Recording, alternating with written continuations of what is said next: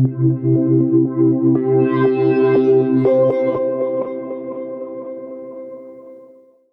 Pluralistic Universe by William James. Lecture 1. The Types of Philosophic Thinking. As these lectures are meant to be public, and so few, I have assumed all very special problems to be excluded, and some topic of general interest required. Fortunately, our age seems to be growing philosophical again.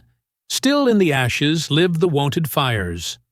Oxford, long the seedbed, for the English world, of the idealism inspired by Kant and Hegel, has recently become the nursery of a very different way of thinking.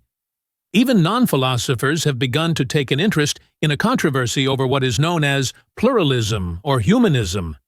It looks a little as if the ancient English empiricism, so long put out of fashion here by nobler-sounding Germanic formulas, might be repluming itself and getting ready for a stronger flight than ever. It looks as if foundations were being sounded and examined afresh. Individuality outruns all classification, yet we insist on classifying everyone we meet under some general head. As these heads usually suggest prejudicial associations to some hearer or other, the life of philosophy largely consists of resentments at the classing and complaints of being misunderstood. But there are signs of clearing up and, on the whole, less acrimony in discussion, for which both Oxford and Harvard are partly to be thanked. As I look back into the 60s, Mill, Bain, and Hamilton were the only official philosophers in Britain. Spencer, Martineau, and Hodgson were just beginning. In France, the pupils of Cousin were delving into history only, and Renouvier alone had an original system. In Germany, the Hegelian impetus had spent itself, and, apart from historical scholarship, nothing but the materialistic controversy remained, with such men as Buchner and Ulrizi as its champions. Lotze and Fechner were the sole original thinkers, and Fechner was not a professional philosopher at all. The general impression made was of crude issues and oppositions, of small subtlety, and of a widely spread ignorance. Amateurishness was rampant. Samuel Bailey's Letters on the Philosophy of the Human Mind, published in 1855, are one of the ablest expressions of English associationism, and a book of real power. Yet hear how he writes of Kant. No one, after reading the extracts, etc., can be surprised to hear of a declaration by men of eminent abilities that, after years of study, they had not succeeded in gathering one clear idea from the speculations of Kant. I should have been almost surprised if they had. In or about 1818, Lord Grenville, when visiting the Lakes of England, observed to Professor Wilson that, after 5 years' study of Kant's philosophy, he had not gathered from it one clear idea. Wilberforce, about the same time, made the same confession to another friend of my own. "I am endeavoring," exclaims Sir James Mackintosh, in the irritation, evidently, of baffled efforts, to understand this accursed German philosophy. What Oxford thinker would dare to print such naïf and provincial-sounding citations of authority today? The torch of learning passes from land to land as the spirit bloweth the fame. The deepening of philosophic consciousness came to us English folk from Germany, as it will probably pass back ere long. Ferrier, J.H. Sterling, and, most of all, T.H. Green are to be thanked. If asked to tell in broad strokes what the main doctrinal change has been, I should call it a change from the crudity of the older English thinking, its ultra-simplicity of mind, both when it was religious and when it was anti-religious, toward a rationalism derived in the first instance from Germany, but relieved from German technicality and shrillness, and content to suggest, and to remain vague, and to be, in the English fashion, devout. By the time T.H. Green began at Oxford, the generation seemed to feel as if it had fed on the chopped straw of psychology and of associationism long enough, and as if a little vastness, even though it went with vagueness, as of some moist wind from far away, reminding us of our prenatal sublimity, would be welcome. Green's great point of attack was the disconnectedness of the reigning English sensationalism. Relating was the great intellectual activity for him, and the key to this relating was believed by him to lodge itself at last in what most of you know as Kant's unity of apperception, transformed into a living spirit of the world. Hence, a monism of a devout kind. In some way, we must be fallen angels, one with intelligence as such, and a great disdain for empiricism of the sensationalist sort has always characterized this school of thought, which, on the whole, has reigned supreme at Oxford and in the Scottish universities until the present day. But now there are signs of its giving way to a wave of revised empiricism. I confess that one should be glad to see this latest wave prevail. So, the sooner I am frank about it, the better. I hope to have my voice counted in its favor as one of the results of this lecture course. What do the terms empiricism and rationalism mean? Reduced to their most pregnant difference, empiricism means the habit of explaining wholes by parts, and rationalism means the habit of explaining parts by whole. Rationalism thus preserves affinities with monism, since wholeness goes with union, while empiricism inclines to pluralistic views. No philosophy can ever be anything but a summary sketch, a picture of the world in abridgment, a foreshortened bird's-eye view of the perspective of events. And the first thing to notice is this, that the only material we have at our disposal for making a picture of the whole world is supplied by the various portions of that world of which we have already had experience. We can invent no new forms of conception, applicable to the whole exclusively, and not suggested originally by the parts. All philosophers, accordingly, have conceived of the whole world after the analogy of some particular feature of it which has particularly captivated their attention. Thus, the theists take their cue from manufacture, the pantheists from growth. For one man, the world is like a thought or a grammatical sentence in which a thought is expressed. For such a philosopher, the whole must logically be prior to the parts, for letters would never have been invented without syllables to spell or syllables without words to utter. Another man, struck by the disconnectedness and mutual accidentality of so many of the world's details, takes the universe as a whole to have been such a disconnectedness originally, and supposes order to have been superinduced upon it in the second instance, possibly by attrition and the gradual wearing away by internal friction of portions that originally interfered. Another will conceive the order as only a statistical appearance, and the universe will be for him like a vast grab bag with black and white balls in it, of which we guess the quantities only probably, by the frequency with which we experience their egress. For another, again, there is no really inherent order, but it is we who project order into the world by selecting objects and tracing relations so as to gratify our intellectual interests.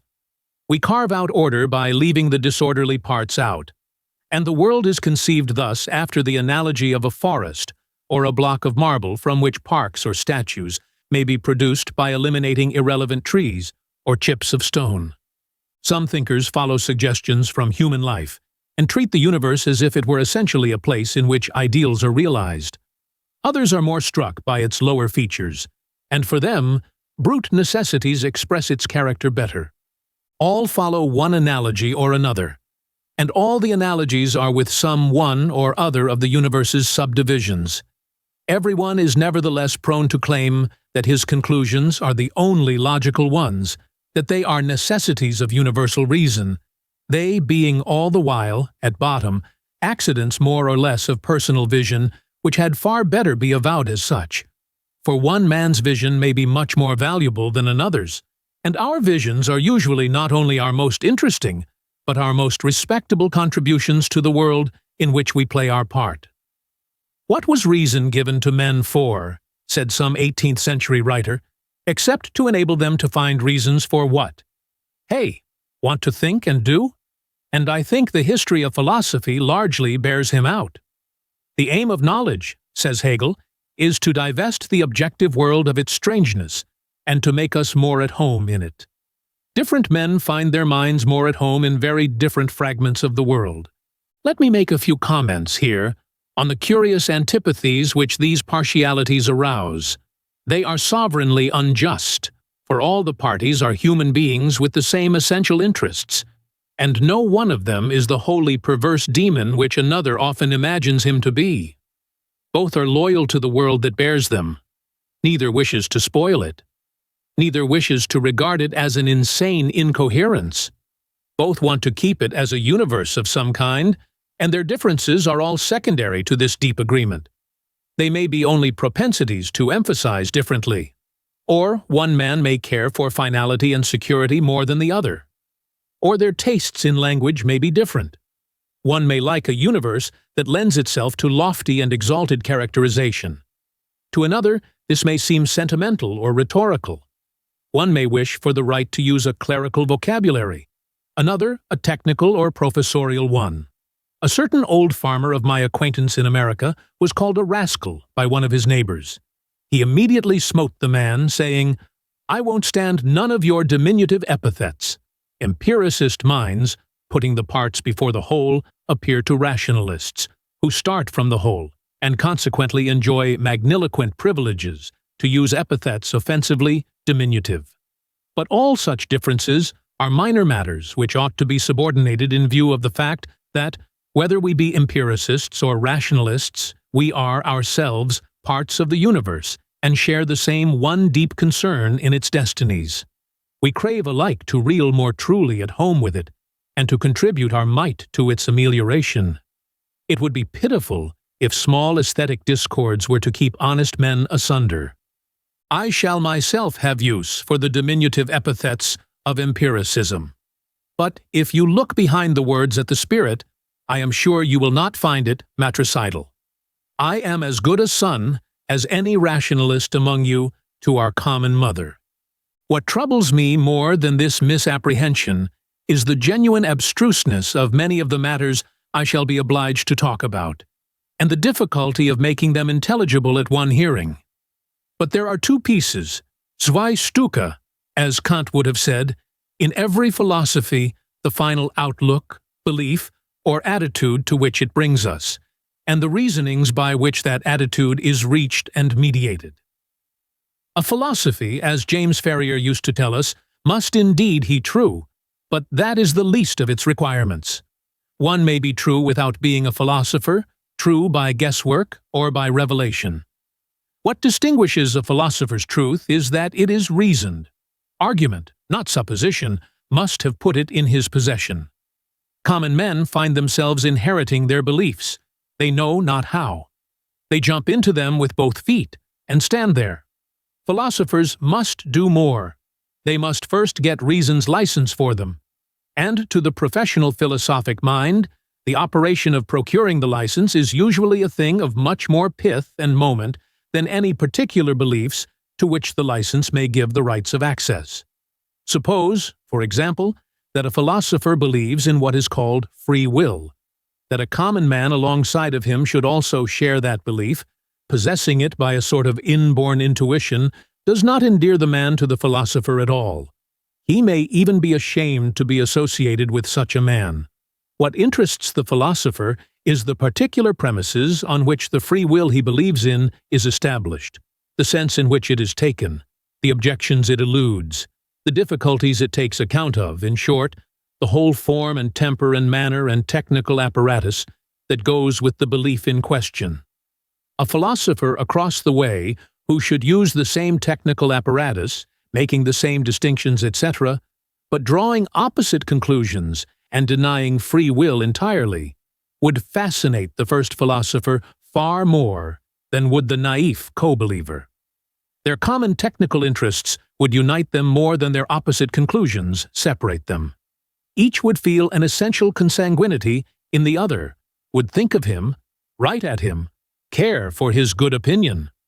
The simple-minded believer in free will would be disregarded by either. Neither as ally nor as opponent would his vote be counted. In a measure, this is doubtless as it should be, but like all professionalism, it can go to abusive extremes. The end is, after all, more than the way, in most things human, and forms and methods may easily frustrate their own purpose. The abuse of technicality is seen in the infrequency with which, in philosophical literature, metaphysical questions are discussed directly and on their own merits. Almost always, they are handled as if through a heavy woolen curtain, the veil of previous philosophers' opinions. Alternatives are wrapped in proper names, as if it were indecent for a truth to go naked. The late Professor John Grote of Cambridge has some good remarks about this.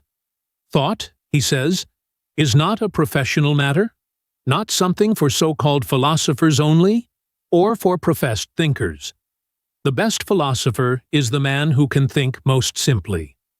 I wish that people would consider that thought, and philosophy is no more than good and methodical thought, is a matter intimate to them, a portion of their real selves, that they would value what they think and be interested in it. In my own opinion, he goes on, there is something depressing in this weight of learning, with nothing that can come into one's mind but one is told, oh, that is the opinion of such and such a person long ago. I can conceive of nothing more noxious for students than to get into the habit of saying to themselves about their ordinary philosophic thought, oh, somebody must have thought it all before. Yet this is the habit most encouraged at our seats of learning. You must tie your opinion to Aristotle's or Spinoza's. You must define it by its distance from Kant's. You must refute your rival's view by identifying it with Protagoras's. Thus does all spontaneity of thought, all freshness of conception, get destroyed. Everything you touch is shop-worn. The over-technicality and consequent dreariness of the younger disciples at our American universities is appalling. It comes from too much following of German models and manners. Let me fervently express the hope that in this country you will hark back to the more humane English tradition. American students have to regain direct relations with our subject by painful individual effort in later life. Some of us have done so. Some of the younger ones, I fear, never will. So strong are the professional shop habits already. In a subject like philosophy, it is really fatal to lose connection with the open air of human nature, and to think in terms of shop tradition only. In Germany, the forms are so professionalized that anybody who has gained a teaching chair and written a book, however distorted and eccentric, has the legal right to figure forever in the history of the subject like a fly in amber. All later comers have the duty of quoting him and measuring their opinions with his opinion. Such are the rules of the professorial game. They think and write from each other, and for each other, and at each other exclusively.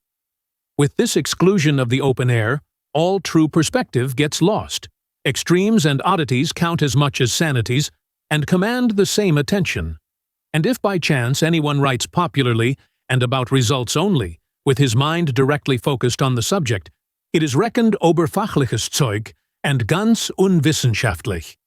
Professor Paulsen has recently written some feeling lines about this over-professionalism, from the reign of which in Germany his own writings, which sin by being literary, have suffered loss of credit.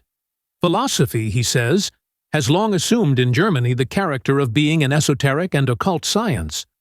There is a genuine fear of popularity.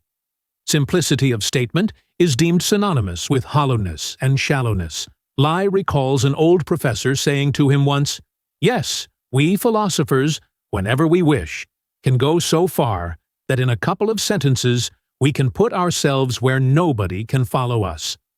The professor said this with conscious pride, but he ought to have been ashamed of it. Great as technique is, results are greater. To teach philosophy so that the pupil's interest in technique exceeds that in results is surely a vicious aberration. It is bad form, not good form, in a discipline of such universal human interest. Moreover, technique for technique. Doesn't David Hume's technique set, after all, the kind of pattern most difficult to follow? Isn't it the most admirable? The English mind, thank heaven, and the French mind are still kept, by their aversion to crude technique and barbarism, closer to truth's natural probabilities. Their literatures show fewer obvious falsities and monstrosities than that of Germany. Think of the German literature of aesthetics, with the preposterousness of such an unaesthetic personage as Immanuel Kant enthroned in its center. Think of German books on religions, Philosophie, with the heart's battles translated into conceptual jargon and made dialectic. The most persistent setter of questions, feeler of objections, insister on satisfactions, is the religious life. Yet all its troubles can be treated with absurdly little technicality. The wonder is that, with their way of working philosophy, individual Germans should preserve any spontaneity of mind at all. That they still manifest freshness and originality in so eminent a degree proves the indestructible richness of the German cerebral endowment. Let me repeat once more that a man's vision is the great fact about him. Who cares for Carlyle's reasons, or Schopenhauer's, or Spencer's?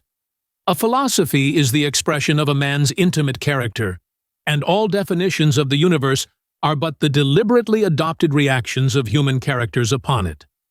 In the recent book from which I quoted the words of Professor Paulsen, a book of successive chapters by various living German philosophers, we pass from one idiosyncratic personal atmosphere into another, almost as if we were turning over a photograph album.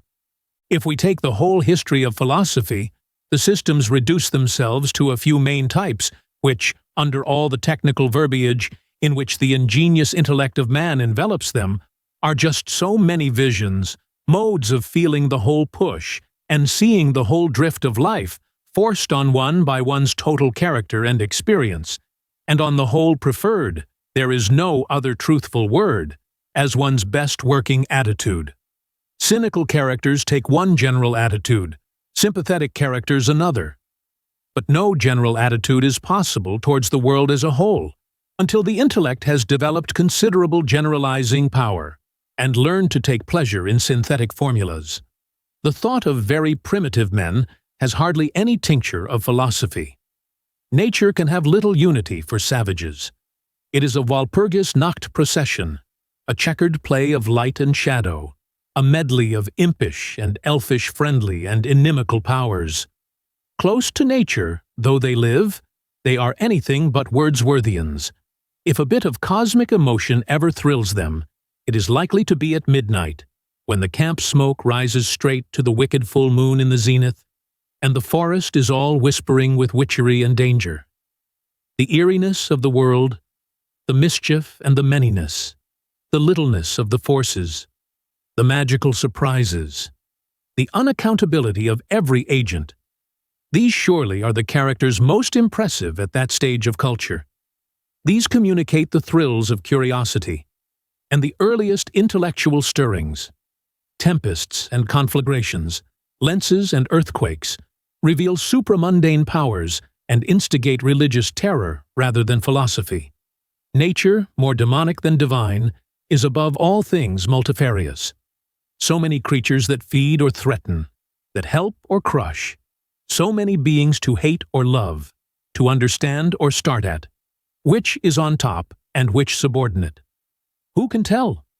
They are coordinate, rather, and to adapt ourselves to them singly, to square the dangerous powers and keep the others friendly, regardless of consistency or unity, is the chief problem. The symbol of nature at this stage, as Paulsen well says, is the Sphinx, under whose nourishing breasts the tearing claws are visible.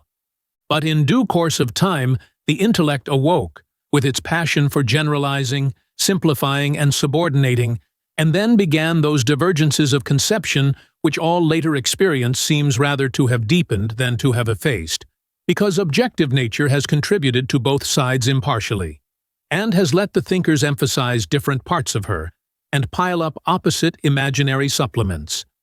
Perhaps the most interesting opposition is that which results from the clash between what I lately called the sympathetic and the cynical temper. Materialistic and spiritualistic philosophies are the rival types that result. The former defining the world so as to leave man's soul upon it as a sort of outside passenger or alien, while the latter insists that the intimate and human must surround and underlie the brutal. This latter is the spiritual way of thinking. Now there are two very distinct types or stages in spiritualistic philosophy, and my next purpose in this lecture is to make their contrast evident. Both types attain the sought-for intimacy of view, but the one attains it somewhat less successfully than the other. The generic term spiritualism, which I began by using merely as the opposite of materialism, thus subdivides into two species, the more intimate one of which is monistic, and the less intimate dualistic. The dualistic species is the theism that reached its elaboration in the scholastic philosophy, while the monistic species is the pantheism spoken of sometimes simply as idealism, and sometimes as post-Kantian or absolute idealism. Dualistic theism is professed as firmly as ever at all Catholic seats of learning, whereas it has of late years tended to disappear at our British and American universities, and to be replaced by a monistic pantheism more or less open or disguised. I have an impression that ever since T.H. Green's time, absolute idealism has been decidedly in the ascendant at Oxford. It is in the ascendant at my own University of Harvard. Absolute idealism attains, I said, to the more intimate point of view. But the statement needs some explanation. So far as theism represents the world as God's world, and God as what Matthew Arnold called a magnified, non-natural man, it would seem as if the inner quality of the world remained human, and as if our relations with it might be intimate enough, for what is best in ourselves appears then also outside of ourselves, and we and the universe are of the same spiritual species. So far, so good then, and one might consequently ask, what more of intimacy do you require? To which the answer is that to be like a thing is not as intimate a relation as to be substantially fused into it, to form one continuous soul and body with it, and that pantheistic idealism, making us entitatively one with God, attains this higher reach of intimacy. The theistic conception, picturing God and his creation as entities distinct from each other, still leaves the human subject outside of the deepest reality in the universe. God is from eternity complete, it says, and sufficient unto himself. He throws off the world by a free act and as an extraneous substance, and he throws off man as a third substance, extraneous to both the world and himself. Between them, God says one, the world says two, and man says three. That is the orthodox theistic view.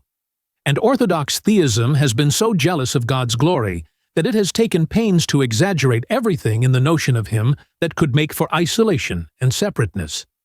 Page upon page in scholastic books go to prove that God is in no sense implicated by his creative act, or involved in his creation, that his relation to the creatures he has made should make any difference to him, carry any consequence, or qualify his being, is repudiated as a pantheistic slur upon his self-sufficingness.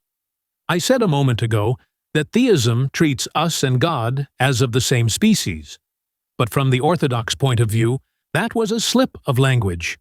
God and his creatures are toto gener distinct in the scholastic theology. They have absolutely nothing in common. Nay, it degrades God to attribute to him any generic nature whatever. He can be classed with nothing. There is a sense, then, in which philosophic theism makes us outsiders and keeps us foreigners in relation to God, in which, at any rate, his connection with us appears as unilateral and not reciprocal. His action can affect us, but he can never be affected by our reaction. Our relation, in short, is not a strictly social relation. Of course, in common men's religion, the relation is believed to be social, but that is only one of the many differences between religion and theology. This essential dualism of the theistic view has all sorts of collateral consequences. Man being an outsider and a mere subject to God, not his intimate partner, a character of externality invades the field. God is not heart of our heart and reason of our reason, but our magistrate rather, and mechanically to obey his commands, however strange they may be, remains our only moral duty. Conceptions of criminal law have in fact played a great part in defining our relations with him. Our relations with speculative truth show the same externality. One of our duties is to know truth, and rationalist thinkers have always assumed it to be our sovereign duty.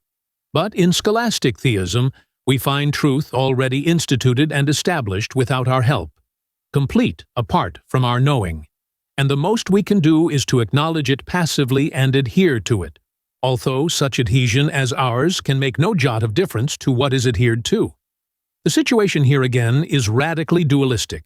It is not as if the world came to know itself, or God came to know himself, partly through us, as pantheistic idealists have maintained, but truth exists per se and absolutely by God's grace and decree, no matter who of us knows it or is ignorant, and it would continue to exist unaltered, even though we finite knowers were all annihilated. It has to be confessed that this dualism and lack of intimacy has always operated as a drag and handicap on Christian thought. Orthodox theology has had to wage a steady fight within the schools against the various forms of pantheistic heresy, which the mystical experiences of religious persons, on the one hand, and the formal or aesthetic superiorities of monism to dualism, on the other, kept producing. God, as intimate soul and reason of the universe, has always seemed to some people a more worthy conception than God as external creator. So conceived, he appeared to unify the world more perfectly. He made it less finite and mechanical, and in comparison with such a God, an external creator seemed more like the product of a childish fancy. I have been told by Hindus that the great obstacle to the spread of Christianity in their country is the puerility of our dogma of creation. It has not sweep and infinity enough to meet the requirements of even the illiterate natives of India. Assuredly, most members of this audience are ready to side with Hinduism in this matter. Those of us who are sexagenarians have witnessed in our own persons one of those gradual mutations of intellectual climate due to innumerable influences that make the thought of a past generation seem as foreign to its successor as if it were the expression of a different race of men. The theological machinery that spoke so livingly to our ancestors, with its finite age of the world, its creation out of nothing, its juridical morality and eschatology, its relish for rewards and punishments, its treatment of God as an external contriver, an intelligent and moral governor, sounds as odd to most of us as if it were some outlandish savage religion. The vaster vistas which scientific evolutionism has opened, and the rising tide of social democratic ideals, have changed the type of our imagination, and the older monarchical theism is obsolete or obsolescent. The place of the divine in the world must be more organic and intimate. An external creator and his institutions may still be verbally confessed at church in formulas that linger by their mere inertia, but the life is out of them. We avoid dwelling on them. The sincere heart of us is elsewhere. I shall leave cynical materialism entirely out of our discussion as not calling for treatment before this present audience, and I shall ignore old-fashioned dualistic theism for the same reason. Our contemporary mind, having once for all grasped the possibility of a more intimate Weltanschauung, the only opinions quite worthy of arresting our attention will fall within the general scope of what may roughly be called the pantheistic field of vision, the vision of God as the indwelling divine rather than the external creator, and of human life as part and parcel of that deep reality. As we have found that spiritualism in general breaks into a more intimate and a less intimate species, so the more intimate species itself breaks into two subspecies, of which the one is more monistic, the other more pluralistic in form. I say in form, for our vocabulary gets unmanageable if we don't distinguish between form and substance here. The inner life of things must be substantially akin anyhow to the tenderer parts of man's nature in any spiritualistic philosophy. The word intimacy probably covers the essential difference. Materialism holds the foreign in things to be more primary and lasting. It sends us to a lonely corner with our intimacy. The brutal aspects overlap and outwear. Refinement has the feebler and more ephemeral hold on reality. From a pragmatic point of view, the difference between living against a background of foreignness and one of intimacy means the difference between a general habit of wariness and one of trust. One might call it a social difference, for after all, the common socius of us all is the great universe whose children we are. If materialistic, we must be suspicious of this socius, cautious, tense, on guard. If spiritualistic, we may give way, embrace, and keep no ultimate fear. The contrast is rough enough and can be cut across by all sorts of other divisions drawn from other points of view than that of foreignness and intimacy. We have so many different businesses with nature that no one of them yields us an all-embracing clasp. The philosophic attempt to define nature so that no one's business is left out so that no one lies outside the door saying, "Where do I come in?" is sure in advance to fail. The most a philosophy can hope for is not to lock out any interest forever. No matter what doors it closes, it must leave other doors open for the interests which it neglects.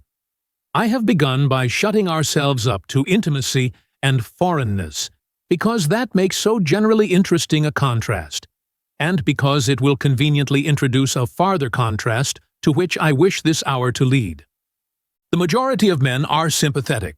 Comparatively few are cynics because they like cynicism, and most of our existing materialists are such because they think the evidence of facts impels them, or because they find the idealists they are in contact with too private and tender-minded. So, rather than join their company, they fly to the opposite extreme. I therefore propose to you to disregard materialists altogether for the present, and to consider the sympathetic party alone. It is normal, I say, to be sympathetic in the sense in which I use the term.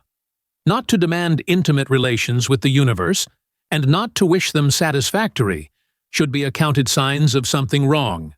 Accordingly, when minds of this type reach the philosophic level and seek some unification of their vision, they find themselves compelled to correct that aboriginal appearance of things by which savages are not troubled. That sphinx-like presence, with its breasts and claws, that first bald multifariousness, is too discrepant an object for philosophic contemplation. The intimacy and the foreignness cannot be written down as simply coexisting. An order must be made, and in that order, the higher side of things must dominate. The philosophy of the absolute agrees with the pluralistic philosophy, which I am going to contrast with it in these lectures, in that both identify human substance with the divine substance. But whereas absolutism thinks that the said substance becomes fully divine only in the form of totality, and is not its real self in any form, but the all-form, the pluralistic view which I prefer to adopt is willing to believe that there may ultimately never be an all-form at all, that the substance of reality may never get totally collected, that some of it may remain outside of the largest combination of it ever made, and that a distributive form of reality, the each form, is logically as acceptable and empirically as probable as the all-form commonly acquiesced in, as so obviously the self-evident thing. The contrast between these two forms of a reality, which we will agree to suppose substantially spiritual, is practically the topic of this course of lectures. You see now what I mean by pantheism's two subspecies. If we give to the monistic subspecies the name of philosophy of the absolute, we may give that of radical empiricism to its pluralistic rival, and it may be well to distinguish them occasionally later by these names. As a convenient way of entering into the study of their differences, I may refer to a recent article by Professor Jacks of Manchester College. Professor Jacks, in some brilliant pages in the Hibbert Journal for last October, studies the relation between the universe and the philosopher who describes and defines it for us. You may assume two cases, he says. Either what the philosopher tells us is extraneous to the universe he is accounting for, an indifferent parasitic outgrowth, so to speak, or the fact of his philosophizing is itself one of the things taken account of in the philosophy, and self-included in the description. In the former case, the philosopher means by the universe everything except what his own presence brings. In the latter case, his philosophy is itself an intimate part of the universe, and may be a part momentous enough to give a different turn to what the other parts signify. It may be a supreme reaction of the universe upon itself, by which it rises to self-comprehension. It may handle itself differently in consequence of this event. Now both empiricism and absolutism bring the philosopher inside and make man intimate, but the one being pluralistic and the other monistic, they do so in differing ways that need much explanation. Let me then contrast the one with the other way of representing the status of the human thinker. For monism, the world is no collection, but one great all-inclusive fact, outside of which is nothing. Nothing is its only alternative. When the monism is idealistic, this all-enveloping fact is represented as an absolute mind that makes the partial facts by thinking them. just as we make objects in a dream by dreaming them, or personages in a story by imagining them. To be on this scheme is, on the part of a finite thing, to be an object for the absolute, and on the part of the absolute, it is to be the thinker of that assemblage of objects. If we use the word content here, we see that the absolute and the world have an identical content. The absolute is nothing but the knowledge of those objects. The objects are nothing but what the absolute knows. The world and the all-thinker thus compenetrate and soak each other up without residuum. They are but two names for the same identical material, considered now from the subjective and now from the objective point of view, Gedanke and Gedachtes, as we would say if we were Germans. We philosophers naturally form part of the material, on the monistic scheme. The absolute makes us by thinking us, and if we ourselves are enlightened enough to be believers in the absolute, one may then say that our philosophizing is one of the ways in which the absolute is conscious of itself.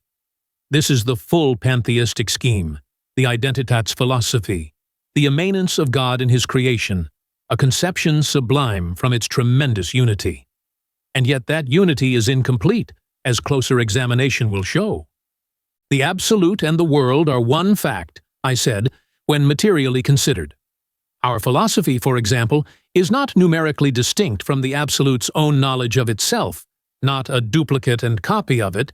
It is part of that very knowledge, is numerically identical with as much of it as our thought covers. The absolute just is our philosophy, along with everything else that is known, in an act of knowing which, to use the words of my gifted absolutist colleague Royce, forms in its wholeness one luminously transparent, conscious moment. But one as we are in this material sense with the absolute substance, that being only the whole of us, and we only the parts of it, yet in a formal sense something like a pluralism breaks out. When we speak of the absolute, we take the one universal known material collectively or integrally. When we speak of its objects, of our finite selves, etc., we take that same identical material distributively and separately. But what is the use of a thing's being only once, if it can be taken twice over, and if being taken in different ways makes different things true of it? As the absolute takes me, for example, I appear with everything else in its field of perfect knowledge. As I take myself, I appear without most other things in my field of relative ignorance, and practical differences result from its knowledge and my ignorance. Ignorance breeds mistake, curiosity, misfortune, pain, for me. I suffer those consequences. The absolute knows of those things, of course, for it knows me and my suffering, but it doesn't itself suffer. It can't be ignorant, for simultaneous with its knowledge of each question goes its knowledge of each answer. It can't be patient, for it has to wait for nothing, having everything at once in its possession. It can't be surprised. It can't be guilty. No attribute connected with succession can be applied to it, for it is all at once and wholly what it is, with the unity of a single instant, and succession is not of it, but in it, for we are continually told that it is timeless. Things true of the world in its finite aspects, then, are not true of it in its infinite capacity. Qua finite and plural, its accounts of itself to itself are different from what its account to itself qua infinite, and one must be. With this radical discrepancy between the absolute and the relative points of view, it seems to me that almost as great a bar to intimacy between the divine and the human breaks out in pantheism as that which we found in monarchical theism and hoped that pantheism might not show.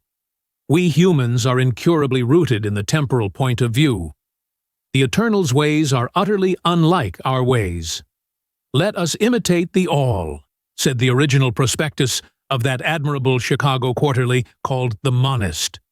As if we could, either in thought or conduct. We are invincibly parts. Let us talk as we will, and must always apprehend the absolute as if it were a foreign being. If what I mean by this is not wholly clear to you at this point, it ought to grow clearer as my lectures proceed.